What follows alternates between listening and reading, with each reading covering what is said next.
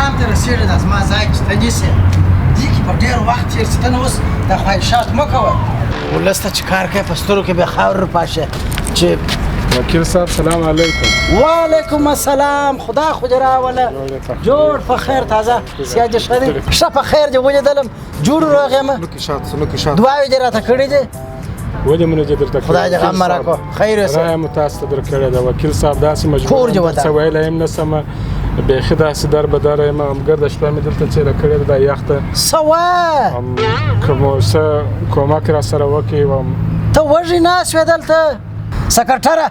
تا خو په ګرده ښار کې یو وږی نسته ګورو ته مو شیان ور وویشل دا خوارکۍ څنګه وږی پاته سوی دی د کومې ورځې زه وکیل یم دا مه کوه دغه وکړه د سره زه ډېر کومک کوم راوباسه کیمرا راوباسه ښه ودرېږه اوس به دې دا ګرده مشکلات بیا راته ووایه دغه لایف کې ما سم راوله لکه نیم مې را نه اوس چې په کیمره کې زه څه وایم هغه ته راسره ووایه ښه وژاړه یو څه درد دې ښکاره کړه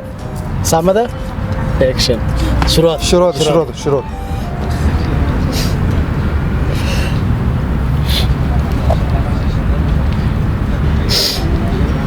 دا اوس زه څه وینم دوستانو دا خوار دا غریب دا مسکین دا بیچاره دا غم ځپلی دا خو چې زه نه یم دا د لوږې مرې ورته وګورئ څه مشکل لرې ووایه وژاړه ته څه ژاړه دلته مې ګرده شپه دا یخته چیرې کړم څه وژاړه یو څه خو وژاړه خوراکي توکي هم نه لري خو زه در کوم یو څه نو ته نه وژاړه یاره خپل دا کاسې شروع ده کاسې زه ورته وګورئ وګورئ لاس مه وړه مخ ته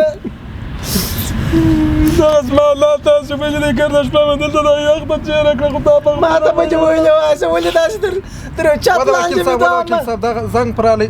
دا بند که یاره دا بند که دا زنګ ولته ورته ووایه پوه شوه که ورته ګوړې زنګ مه راوړي لایف شروع ودرې ګوړه یاره څه ژړی مې شروع کړي دي ګوره ته لږ سم وژاړه د سره وژاړه صبر بیا د سره وژاړه هلته کاسې خرابه شوه ستا قربان سمه اوس وه مه ژاړه ته څنګه انسان یې اګر وایي ځه اوس شروع شو اوس وژاړه دا خوارکۍ نه توس لري نه کمپله لري نه غوړي لري نه چای لري نه بلا لري نه دانه لري په کور کې د غنمو نو زه دغسې یو وکیل یم چې خپل د ولس غم خورم دا یخته شپه چیرې کړه خو تا ولیدلم نه کور اشن نه کور مې د کریه دي درې میاشتو کریه مې نه ده ورکړې هغه جواب کړلم چا جواب کړلی د کور مالک جواب کړلم په تا پسې داسې پنځه میاشتې کېږي درپسې ګرځم نن خدای دې دا دې په مخه راځي غم مه کوه ورته یې ونیسه کیمره پسې ورته رانږدې کړه ژاړې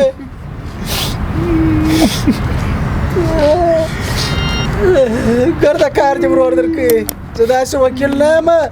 د هغو وکیلانو څه نه یم چې زه ووایم هر څه زه کوم او ویې نه کې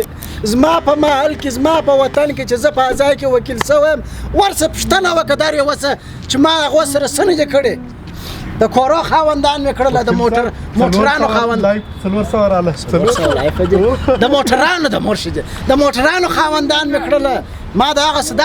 ما په دې کلي کې چې زه اوسېږم زه وکیل یم ما څنګه سړکان جوړ کړله ما هغه د شفاخانې مې کارخانې مې جوړې کړلې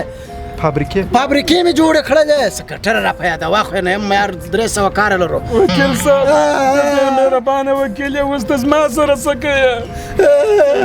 کومک راسره وکړه